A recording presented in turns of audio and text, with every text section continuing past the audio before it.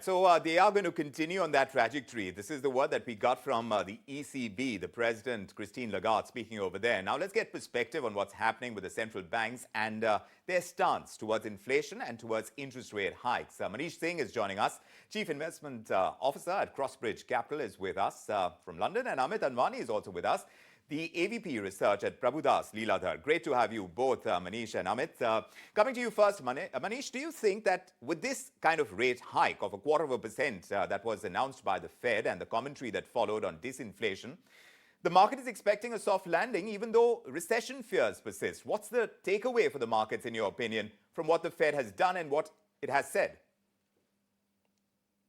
Good afternoon, Vikram. If you look at what's happening with how steadily the S&P has been rallying, and now for 6th day in a row, it is sitting above the 200-day moving average, which is technically very important.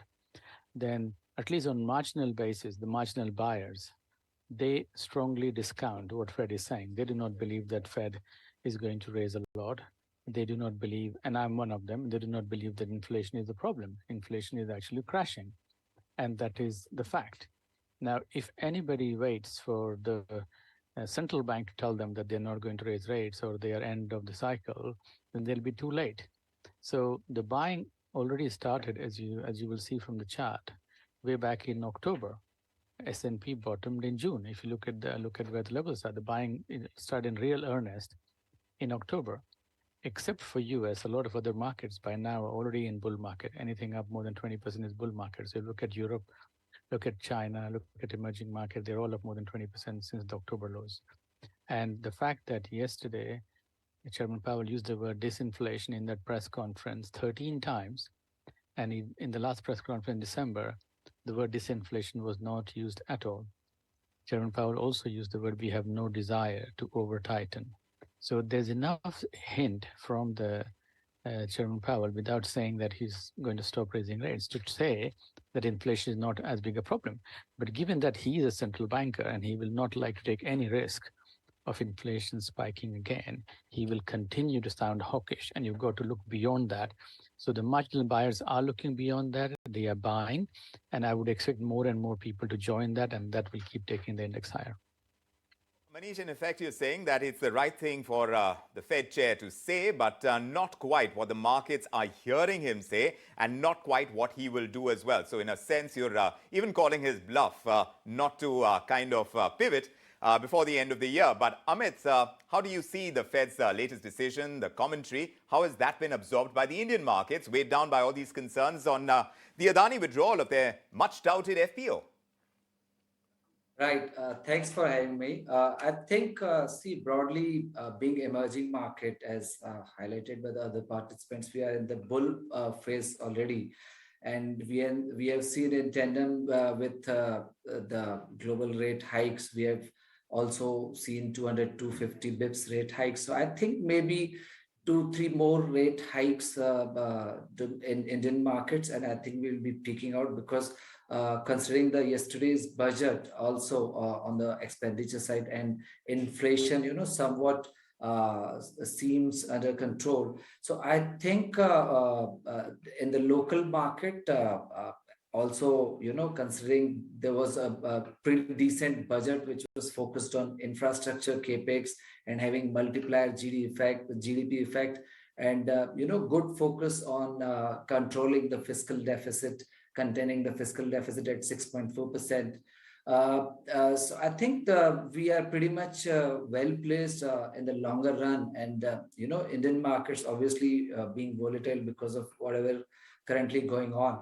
But I think fundamentally there is a good headroom with the market, and obviously the government is also supporting with respect to the capex. So I think the Indian markets will still be in the positive trajectory with a longer term perspective. Yes.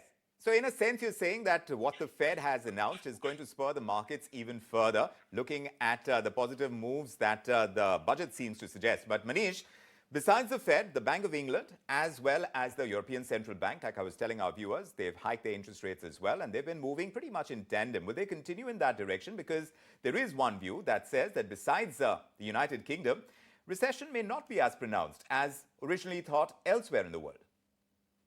Yeah, that's true, Vikram. I think when the Bank of England governor, he was speaking an hour ago, and I listened to him.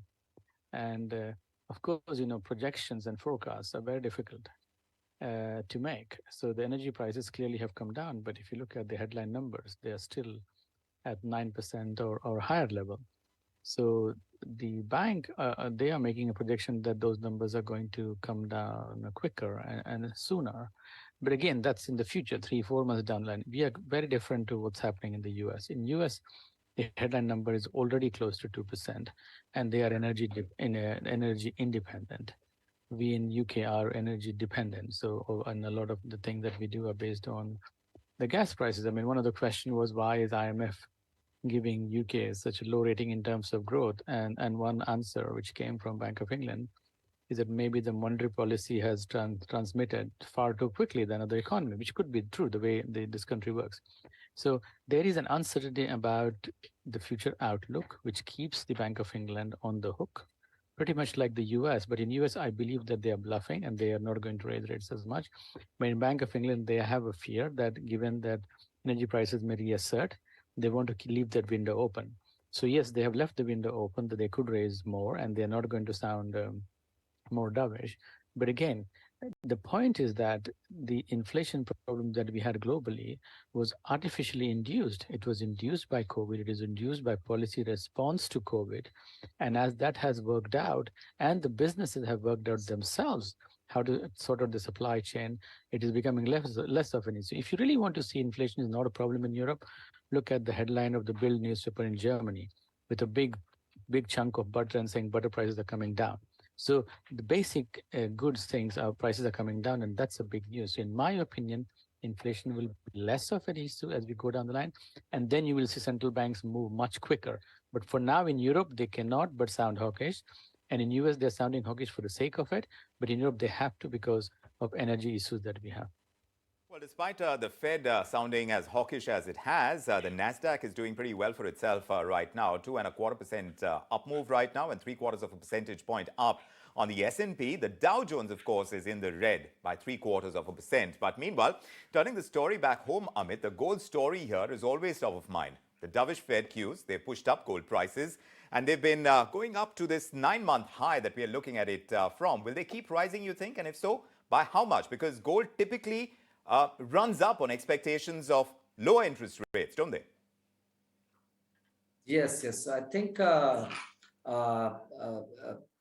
if I heard you right, you're talking about the gold prices. Yes, indeed. Yes.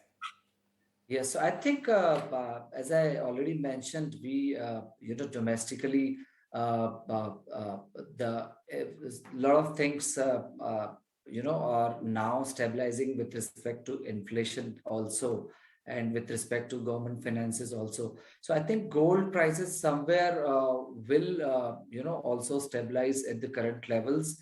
And the kind of rally which gold has seen over the past few quarters or years because of COVID and a lot of liquidity injection which we saw. So I think currently the situation does not seems to be for the gold prices to at least in the medium term to rise further. Fair enough. Fair enough. Manish, sticking with the commodities, how do you see oil prices move from here? And will the US dollar now lose a lot of the strength that it gained when the Fed was more hawkish than it sounds now? Yeah, so I think that if you look at the DXY, right, the dollar index, that has lost a lot of ground since October last year. And now, given that the rate expectation in Europe and UK are still on more hawkish side, you would expect that the dollar to lose a bit more. But again, I'm saying, look at the marginal buyer. The marginal buyers don't buy that they can afford to be so hawkish because inflation is not a problem. So what's happening is that while the technicals are bullish for a lot of assets, sentiment continue to be bearish because of narrative building. I mean, everyone keeps talking about Arthur Burns in 1970s, and Jerome Powell should not make that mistake. but no two crises is the same. And the problem was completely different. We can talk about that some other time. But my view is that, to me, oil supply has never been a problem. China reopening obviously is bullish for oil, but given the amount of supply that is available, I do not see oil prices to be a concern. So if it stays in the 79 range or 80 where it is today, I would not be surprised if it stays here and even trends slightly lower, because you will just have more and more supply coming down. So, Manish, even as we try and read into what the Fed and Jerome Powell has been saying, and we're looking at everything that has come out of the Bank of England and the ECB as well, when do you expect the central banks to pause? Are you going to hazard a guess on when they are likely to pivot on the European front? We are going to look at it more closely because recession could be higher as far as India is concerned. For export purposes, we would be seeing them that much more closely. But do you want to hazard a guess as to at which point we are going to pivot, and how much of that is going to be factored in by the markets? Will they see it coming? So I would say, in my opinion, I think we have seen the last rate hike in the US. Because next, when they meet in March, I don't think that they will have ground to raise rates. Now, having said that, of course, they can do, I'm not running the central bank, so they can raise rates if they like, but the data just does not support. To me, if you look at the employment component in the ECI data that came out on Monday, there's absolutely no excuse left for Federal Reserve to cause a recession. And I don't think they should be in the business of causing a recession. There was a very good question in the press conference yesterday. If you're watching, you will see, asked by the guy at CNBC. And it was that if you look at the summary economic projections from last time, or 3 months ago, the number actually is there. The inflation number is there already, even though the rates are not at 525.25, as they had said, or unemployment rate has not increased by 1. So if the inflation is coming down without increasing the rate to 5.25 or unemployment 1%, what does that tell you?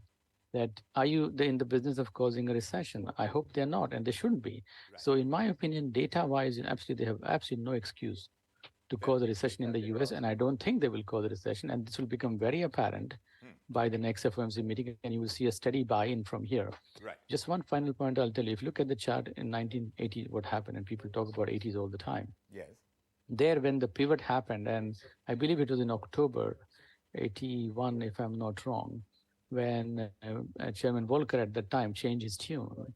The sell-off in S&P that took 20 months to have the sell-off, all those were bought back in 4 months of rally. Right. So the rally can be very sharp. 20 months of sell-off got bought back in 4 months of rally, and you can look at this chart from 1980 to 82. So yes, when things turn, things will turn very quickly, and the bottoming at that time happened 2 or 3 months before Chairman Volcker said that he's not going to raise rates or he'll take a different view. Right.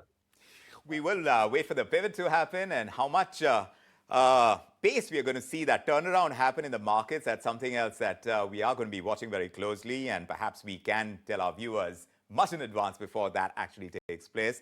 With the help of experts like you, Manish, and Awit, I'm certain we'll be able to do that. Thanks very much for joining us on this edition of India Tonight with your perspectives. We're turning our attention